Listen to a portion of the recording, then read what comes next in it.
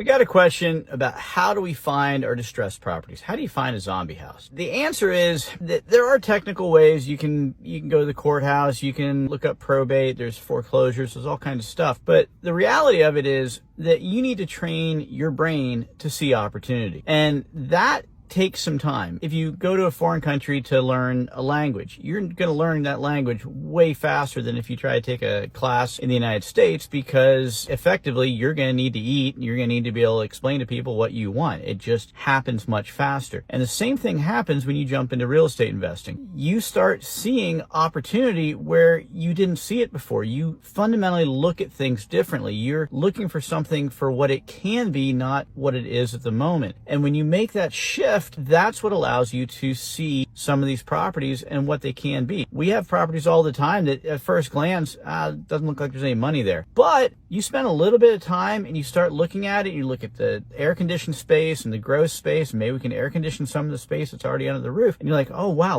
we just added 200 feet at $300 a square foot. That's $60,000 we created by putting air conditioning into this one room. That's what it looks like when you see opportunity that's there instead of just looking at the envelope of the house. So a lot of it really is a little bit about philosophy and kind of understanding the nature of opportunity. Follow me.